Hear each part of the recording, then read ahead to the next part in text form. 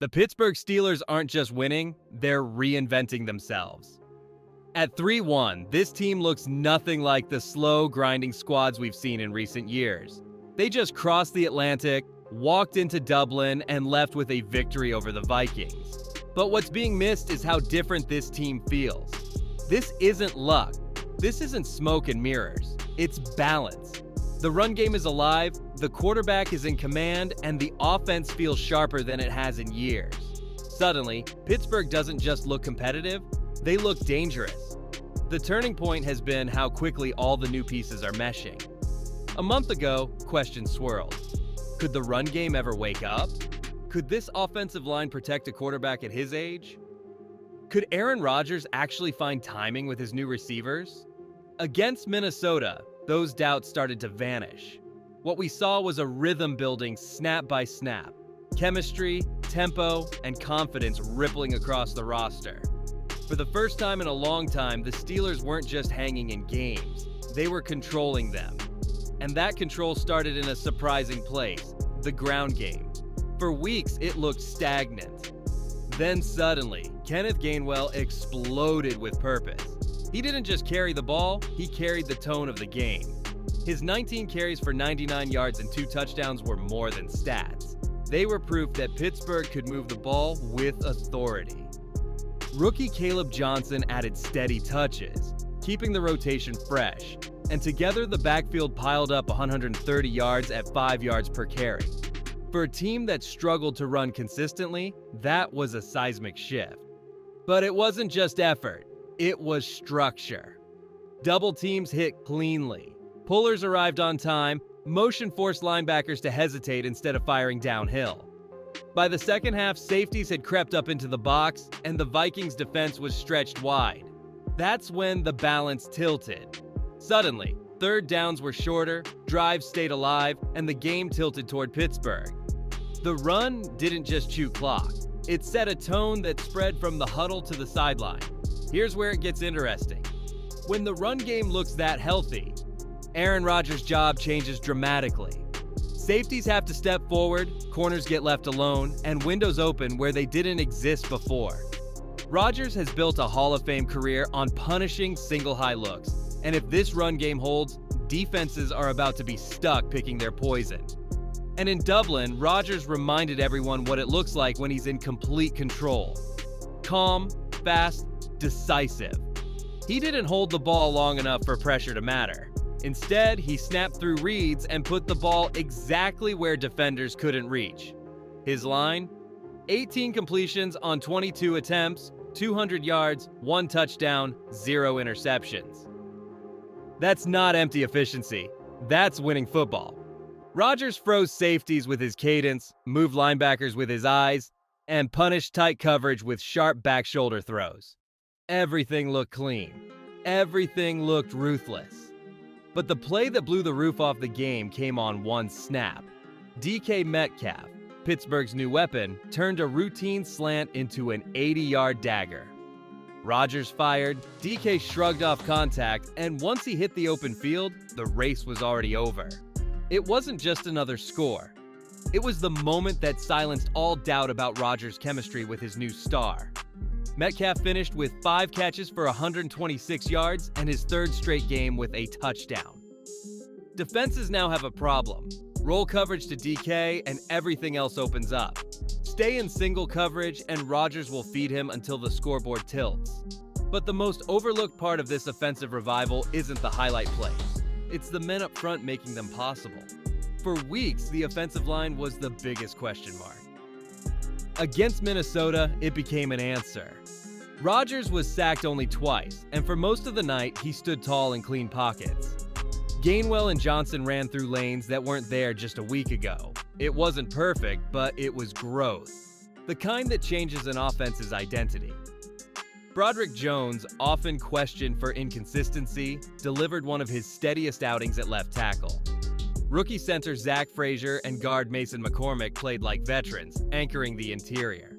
Troy Fautanu, now in his 2nd season, looked more comfortable handling edge pressure.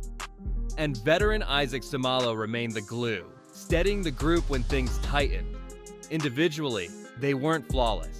Together they were functional, and for a team that's been searching for answers up front, that's a massive shift.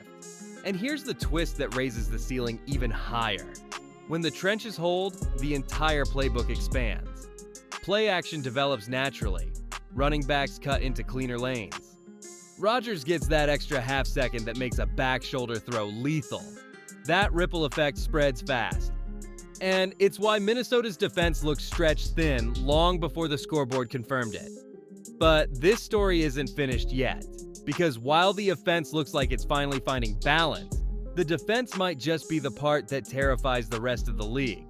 And that's where we go next. The unit that turns third downs into chaos. The Stars rewriting Pittsburgh's identity, and whether this defense can carry the Steelers into the heart of the AFC race. If the offense is what's turning heads, the defense is what's sending chills across the NFL. Pittsburgh's defense isn't just solid, it's suffocating. Against Minnesota, every third down felt like a coin flip the Vikings had no chance of winning. The stat sheet screams dominance. 6 or 7 sacks, 2 interceptions, 2 forced fumbles. But the real story is in the rhythm. Every level of the defense worked in sync, collapsing pockets, swallowing rushing lanes, and leaving Minnesota gasping for answers. It started with the run defense. Jordan Mason, Minnesota's bruiser, found nothing but traffic, grinding out barely 3 yards per carry. Cam Hayward anchored the middle with raw power. Keanu Benton bullied blockers off balance, and rookie Derek Harmon flashed his potential by getting a hand on a key pass. With that kind of interior wall, running lanes closed before they even formed, forcing Carson Wentz to shoulder the burden against a defense that was already circling. And once Wentz dropped back, the storm hit. TJ Watt was everywhere, tipping passes, bending the edge, and even grabbing an interception that swung momentum. Nick Herbig's burst added heat off the edge, while Patrick Queen's perfectly timed blitzes kept Wentz guessing. Peyton Wilson flew sideline to sideline, cutting off short routes before they could develop. Even the secondary joined the feeding frenzy. Deshaun Elliott delivered a strip sack, then scooped up a turnover moments later. It wasn't just one star carrying the defense, it was layers of pressure from every angle. But no defense, no matter how dominant, is immune to questions. The concern isn't talent, it's depth. If the front four takes hits from injuries, can the rotation hold against physical AFC North opponents? And in the secondary, while the coverage has been strong, the lack of a proven second wideout on offense could put extra stress on this defense if games tilt into shootouts. That's the balance Pittsburgh will have to maintain, because against the Ravens, Bengals, and Chiefs, 1 or 2 cracks can turn control into chaos quickly. That's why X factors will define how far this defense can go. Rookie Derek Harmon is already proving why he was a first-round pick. His length and instincts give this unit a new wrinkle up front. Nick Herbig's continued development as a situational pass rusher adds energy late in games, when tired linemen are most vulnerable. And Patrick Queen, with his blend of experience and explosiveness, might be the single biggest difference maker Pittsburgh has added in years. If those 3 keep ascending, this defense doesn't just stay strong, it evolves into something terrifying. But Pittsburgh's future isn't just about the defense standing tall, it's about the entire formula holding together. Right now, the Steelers are built to win games with efficiency, balance, and suffocating stops. The run game forces defenses to play honest. Rodgers turns those moments into surgical strikes, and the defense feeds off that momentum, suffocating opponents who are forced into obvious passing downs. It's a cycle that works, but it has to work every week in the AFC gauntlet. And that's where the roster questions come back into focus. Calvin Austin's shoulder injury leaves the passing game without its speed threat, and Roman Wilson is still fighting to carve out a bigger role. DK Metcalf can't carry the air attack alone, even with Rodgers feeding him consistently. Pat Freiermuth and Jonnu Smith are reliable, but against elite playoff defenses, they aren't enough to tilt the field. If the Steelers want to maximize this window with Rodgers, the front office may need to go shopping for another wideout before the deadline. Still, here's the bigger picture. Pittsburgh has the kind of formula that wins late in the year. A run game that can travel, a quarterback who thrives under pressure, and a defense that turns every third down into a nightmare. That combination doesn't just win in September. It wins in December and January when the lights are brightest and the margins shrink. So the question becomes, how high is the ceiling? Can the Steelers ride this identity to the top of the AFC, where the Ravens, Bengals, and Chiefs wait?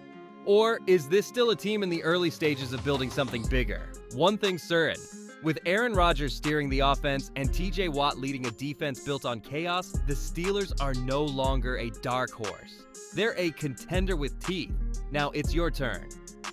Do you believe this 3-1 start is the foundation of something real, or are there still too many questions to trust Pittsburgh against the AFC's elite? Drop your predictions in the comments, smash that like button if you're rocking with Steelers Nation, and hit subscribe. Because this season might just be the start of a new dynasty in black and gold.